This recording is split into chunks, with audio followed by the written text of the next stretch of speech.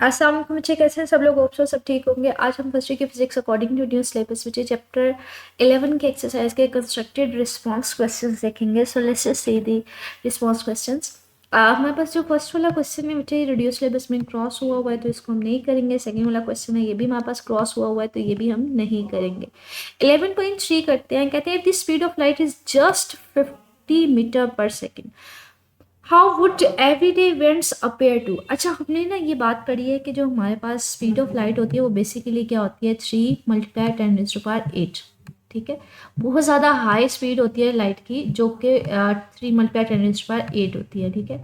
और हमने ये पढ़ा था कि अगर कोई ऑब्जेक्ट जो है वो स्पीड ऑफ लाइट के पास पास, मतलब स्पीड ऑफ लाइट के नज़दीक किसी स्पीड के साथ मूव ऑन करता है तो उसमें रिलेटिविस्टिक फिनोमेना आना शुरू हो जाते हैं, जिसमें हमने देखा था कि हमारे पास ऐसा लगेगा कि टाइम डायलेट होना शुरू हो जाएगा, स्लो होना शुरू हो जाएगा, आहिस्ता चलेगा, लेंथ कंटेक्ट होना शुरू हो जाएगी, मास चेंज होना शुरू हो जाएगा। तो ये रिलेटिविस्टिक फिनोमिनास आना शुरू हो जाएंगे, मतलब वेरिएशंस आना शुरू हो जाएंगी।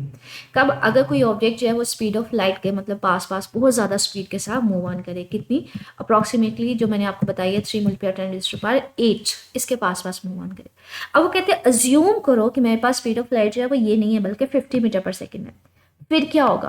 अब 50 मीटर पर सेकंड, मुझे ये तो हमारी डेली लाइफ में 50 मीटर पर सेकंड तो अटेनेबल है।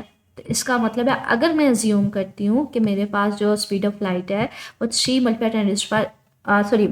50 मीटर पर सेकंड है, तो इसका मतलब है कोई भी हमारी डेली लाइफ में ऑब्जेक्ट जिनकी स्पीड इस स्पीड के पास पास होगी उनमें रिलेटिविस्टिक फिनोमेना आना शुरू हो जाएंगे। ये सिर्फ अज्यूम करवा रहा है, ठीक है, क्योंकि हमारे पास हमने ये बात की कि अगर कोई ऑब्जेक्ट है उसकी स्पीड ऑफ लाइट के पास पास है तब रिलेटिविस्टिक फिनोमेना होंगे, और डेली लाइफ में रिलेटिविस्टिक फिनोमेना अकर नहीं कर सकते क्योंकि कोई भी ऑब्जेक्ट जो वो इतनी ज़्यादा हाई स्पीड के साथ पास मूव नहीं कर सकता नॉर्मल सिचुएशन में। तो ये तो बहुत ज़्यादा स्मॉलर लेवल पे चली जाती है बात, ठीक है, बहुत कम होता है। लेकिन अगर अज्यूम ही हम ये कर लें कि कोई ऑब्जेक्ट जो है वो हमारे पास इतनी ज़्यादा स्पीड के साथ मूव कर रहा है 50 मीटर पर सेकंड के साथ, फिर क्या होगा? तो फिर कहते हैं हमारी डेली लाइफ में भी हमें ये सारी चीज़ें देखने को मिलेंगी। तो यहाँ पे ये कह रहा है कि हमारे पास अगर हमने ये ज्यूम किया कि ऑब्जेक्ट जो है उसकी स्पीड ही 50 मीटर, जो लाइट है उसकी स्पीड ही 50 मीटर पर सेकेंड है, अज्यूम मैंने ये कर लिया है, तो कोई भी ऐसा ऑब्जेक्ट जिसकी स्पीड इस स्पीड के पास पास होगी उसमें वेरिएशन आना शुरू हो जाएंगे। तो कहते हैं कि हमारी जो विजन है, हमारा जो जिस तरह से हम बिहेव कर रहे हैं, हमारे इर्द गिर्द जो इवेंट्स हो रहे हैं वो सारे के सारे डिस्टॉर्ट हो जाएंगे, डिस्टर्ब होंगे, डिले होना शुरू हो जाएंगे, क्योंकि उनमें रिलेटिविस्टिक फिनोमेना आना शुरू हो जाएगा, ठीक है। मतलब टाइम डिलेशन का फिनोमेना आना शुरू हो जाएगा, लेंथ कंट्रैक्शन होना शुरू हो जाएगी। तो हर चीज़ जो है वो हमारे पास कह लें कि एक्सपीरियंस जो हम करेंगे उनमें सब में रिलेटिविस्टिक नेचर अकर करना शुरू हो जाएगी। मतलब हर चीज़ जो है वो सो रियल होना शुरू हो जाएगी, अननेचुरल, मतलब फैंटेसी सी हमें नज़र आना शुरू होगी, क्योंकि हम उसको अपनी डेली लाइफ में एक्सपीरियंस करना शुरू हो जाएंगे। हमारे जो शेडोज़ हैं, गाड़ियाँ जो मूव कर रही होती हैं हाई स्पीड के साथ, उनके शेडोज़ बहुत स्लोली स्लोली मूव ऑन करेंगे। एटमॉस्फेयर हमारा कह लें बिल्कुल चेंज हो जाएगा। हमारे पास जो लाइटनिंग आ रही होती है, जो लाइट वाटर के ऊपर फॉल कर रही होती है, जो रिपल्स बन रहे होते हैं, वो सारे के सारे फिर फिनोमिना जो है ना वो स्लो डाउन हो जाएंगे। जब स्लो डाउन हो जाएंगे तो वो हमें एक कह ले अननेचुरल सी चीज़ें, वाइब्स हमें फील होना शुरू हो जाएंगी। इसी तरह से अगर हम कोई टीवी देख रहे हैं या मूवीज़ वगैरह देख रहे हैं तो वो भी हमारे पास ऐसा ऐसा मूव ऑन करेंगे, जो जर्की मूवमेंट्स होंगी, डिलेड होंगी, मतलब वो बहुत स्लोली मूव ऑन करेंगे। तो कहते हैं हर चीज़ जो हम एक्सपीरियंस कर रहे होंगे वो चेंज होना शुरू हो जाएंगी। वो हर जो हमारी डेली लाइफ एक्सपीरियंस है वो बहुत ज़्यादा अनयूजुअल हमें फील होगा, क्योंकि हर जगह पे हमारे पास कह लें रिलेटिविस्टिक फिनोमेना आना शुरू हो जाएंगे। तो इसलिए ये कब है कि अगर कोई ऑब्जेक्ट जो है उसकी स्पीड ऑफ लाइट के पास होती है तब ये सारे फिनोमेनाज होते हैं, और हमारे पास जो स्पीड ऑफ लाइट है वो तो बहुत ज़्यादा होती है, तो इसलिए ये हमें रिलेटिविस्टिक फिनोमेनाज हम डेली लाइफ में नहीं देखते। अज्यूम अगर कर रहे हैं कि अगर स्पीड ऑफ लाइट ही बहुत कम हो जाए, 50 मीटर पर सेकंड हो जाए, तो हमारे पास, तो अगर हम इतनी अज्यूम कर लेते हैं कि स्पीड ऑफ लाइट ही इतनी कम है, तो कोई भी ऑब्जेक्ट जिसकी स्पीड इस स्पीड के पास पास होगी जो अटेनेबल है, यूजुअली गाड़ियाँ स्पीड के साथ मूव ऑन कर रही होती हैं, हाई स्पीड गाड़ियाँ, तो फिर हमारी जो डेली लाइफ एक्सपीरियंस है, चीज़ें वही चेंज होना शुरू हो जाएंगी, ठीक है। तो वो एक फैंटेसी सी, एक अनरियल सी हमें चीज़ नजर आएगी। नेक्स्ट हमारे पास शॉर्ट क्वेश्चन है, कहते हैं if the speed of light were infinite, अगर हम ज्यूम करेंगे जो सी है वो इन्फिनिटी है, स्पीड ऑफ लाइट इन्फिनिटी है, तो हमारे पास जो हमने स्पेशल थ्योरी ऑफ रिलेटिविटी में ये क्वेश्चन देखी थी टाइम डायलेशन की, लेंथ के इंट्रैक्शन की, मास वेरिएशन की, तो वो किस तरह से चेंज होंगी। तो इसी को सॉल्व करते हैं, कहते हैं अगर हमारे पास स्पीड ऑफ लाइट को इन्फिनिटी कर दे, यहाँ पे इन्फिनिटी आ जाएगा बच्चे, कोई भी चीज़ हो ना ऊपर, और अगर नीचे डिनोमिनेटर में इन्फिनिटी है, समथिंग ओवर इन्फिनिटी जो होता है वो हमेशा जीरो के इक्वल होता है। अगर मैं सी की जगह इन्फिनिटी पुट कर दूंगी तो ये किसके इक्वल आ जाएगा, जीरो के इक्वल आ जाएगा। अब हर वैल्यू में इसकी जगह जीरो पुट करते जाए। अब टाइम डायलेशन का फिनोमिना था T is equal to T not over 1 minus V square over C square, ये जीरो हो जाएगा, 1 माइनस जीरो 1 ही होता है, अंडर रूट 1 ले तो 1 ही आता है, तो टी जो है वो प्रॉपर टाइम के इक्वल आ जाएगा, कोई डायलेशन नहीं होगी। लेंथ जो है ये भी किसके इक्वल आ जाएगी, जीरो होगा तो अंडर रूट 1 ही होगा, तो ये हमारे पास कोई लेंथ वेरिएशन नहीं होगी। इसी तरह से हमारे पास कोई मास वेरिएशन भी नहीं होगी। और हमारे पास अगर मास वेरिएशन ही नहीं है, जो इनिशियल मास है और वही रिलेटिविस्टिक मास है, किसी किस्म का मास चेंज नहीं हो रहा, तो हमारे पास डेल्टा एन किसके इक्वल आ जाएगा, जीरो के।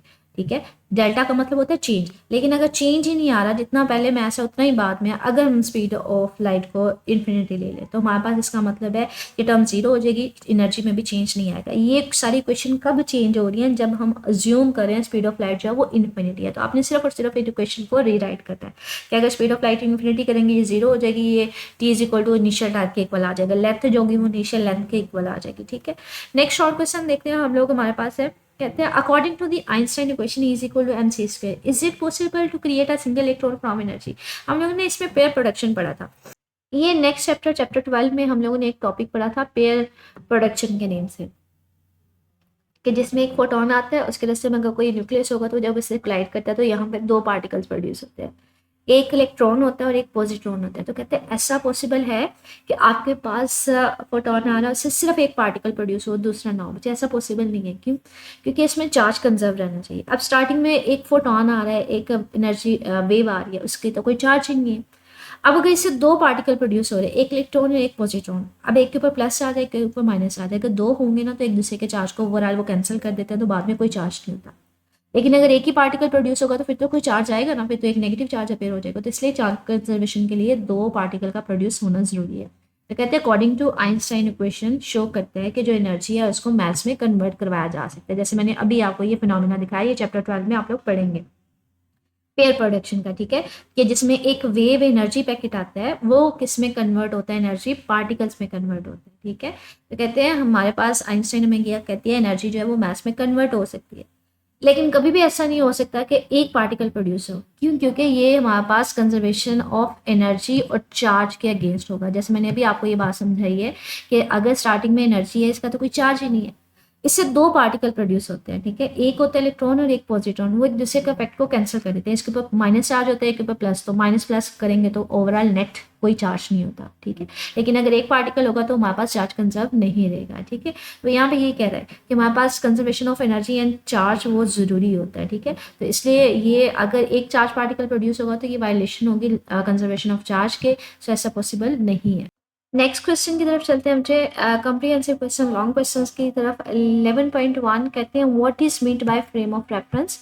आपने इनर्शियल फ्रेम ऑफ रेफरेंस और non inertial frame of reference में डिफरेंस बताना है बाय गिविंग एग्जांपल। ठीक है, तो ये फ्रेम ऑफ रेफरेंस को एक्सप्लेन करा है स्टार्टिंग में कि frame of reference basically Cartesian coordinate system होता है, ये जिसके रेफरेंस से हम लोग कोई मेजरमेंट्स लेते हैं। फिर उसको एक्सप्लेन करा है कि रूम के दरमियान में एक चेयर पड़ी है तो रूम हमारे पास फ्रेम ऑफ रेफरेंस है। इसी तरह से वो डिफरेंट उसकी एग्जांपल दे रहा है। फिर इनर्शियल और non inertial frame of reference. Inertial होता है कि जो रेस्ट पे होता है या यूनिफॉर्म वेलोसिटी के साथ मूव करता है, नॉन इनर्शियल जो रेस्ट पे नहीं होता। ठीक है, मतलब जिसकी कोई ना कोई एक्सेलरेशन होती है। तो ये उसको एक्सप्लेन कर रहा है। फिर उसको मैं अर्थ को एक्सप्लेन कर रहा है कि अर्थ हमारे पास यूजुअली जो है वो होती तो नॉन इनर्शियल है, लेकिन उसको इनर्शियल हम लोग अज्यूम करते हैं। ठीक है, इसके अलावा वो कार की एग्जांपल दे रहा है तो उसको एग्जांपल्स के जरिए रिलेट करवा रहा है। इसी तरह से नॉन इनर्शियल, तो ये यहाँ तक बेसिकली आ जाता है। ये लॉन्ग क्वेश्चन है जो एक्सरसाइज में गिवन है, लेकिन समटाइम ना ये मोस्ट कॉमनली 2 नंबर का शॉर्ट क्वेश्चन आ जाता है, डिफरेंशिएट करें between inertial and inertial non inertial frame of reference. अगर ये शॉर्ट में आएगा तो चाहिए हमारे पास इनर्शिया की ये डेफिनेशन है कि ऐसा कोऑर्डिनेट सिस्टम है जिसमें लॉ ऑफ इनर्शिया वैलिड होता है। लॉ ऑफ इनर्शिया क्या होता है कि हमारे पास अगर कोई ऑब्जेक्ट रेस्ट पे तो वो रेस्ट पे रहता है, अगर मूव कर रहा है यूनिफॉर्म वेलोसिटी के साथ वो मूव करता रहता है। इसकी डेफिनेशन में ये कर लें कि अर्थ जो है ना वो हम लोग inertia frame of reference assume करते हैं। इसके एग्जाम्पल में ये आ जाएगा। ठीक है, और नॉन इनर्शियल की यहाँ से यहाँ तक डेफिनेशन है कि एक्सेलरेटेड, जिसकी कोई ना कोई एक्सेलरेशन होती है, किसी वेलोसिटी के साथ मूव कर रहा होता है, वो नॉन इनर्शियल होता है। इसमें एग्जांपल आ जाएगी एक गाड़ी है जिसको सडन ब्रेक्स के साथ अप्लाई किया जा रहा है। तो ये शॉर्ट क्वेश्चन में आता है डिफरेंशिएट करें between inertial and non inertial. उसके अलावा बच्चे ये ना एमसीक्यू भी बन जाता है कि जो इनर्शियल होता है वो एक्सेलरेटेड होता है, नॉन एक्सेलरेटेड होता है, थर्ड फोर्थ ऑप्शन जो भी आ जाता है। तो इनर्शियल जो होता है वो नॉन एक्सेलरेटेड होता है, ठीक है, और इसको नॉन एक्सेलरेटेड भी बोल सकते हैं कि एक्सेलरेट नहीं कर रहा होता, मतलब रेस्ट पे होता है या फिर यूनिफॉर्म वेलोसिटी के साथ मूव कर रहा होता है, तो ये नॉन एक्सेलरेटेड होता है। और जो नॉन इनर्शियल होता है वो क्या होता है, वो एक्सेलरेटेड होता है, मतलब वो मूव कर रहा होता है, तो ये याद रखिएगा।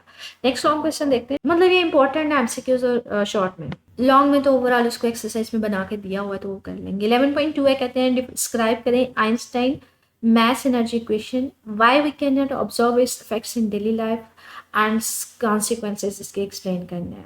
ये हमारे पास बच्चे मैथ एनर्जी रिलेशनशिप है, ये उसको एक्सप्लेन कर रहा है, फिर उसके यहाँ तक बेसिकली आ जाएगा, ठीक है। और उसका आइंस्टाइन मैथ एनर्जी रिलेशनशिप बताया, फिर उसको रेस्ट मैथ से बनाया रिलेटिविस्टिक, फिर काइनेटिक एनर्जी कैसे फाइंड आउट करना है, फिर उसको डेली लाइफ में एक्सप्लेन किया कि ऑब्जर्व नहीं कर सकते, ठीक है। तो ये इसका लॉन्ग क्वेश्चन के आंसर में आ जाएगा। लास्ट वाला कंप्रीहेंसिव क्वेश्चन मुझे ये रिड्यूस सिलेबस में क्रॉस हुआ है, तो ये हम ये नहीं करेंगे। तो ये चैप्टर 11 के एक्सरसाइज के हमने शॉर्ट क्वेश्चन देखे, constructed response questions and comprehensive question. तो इनमें मुझे मजीद कुछ पूछना हो मेरे कमेंट सेक्शन में पूछ लीजिएगा। ओके, अल्लाह हाफिज़।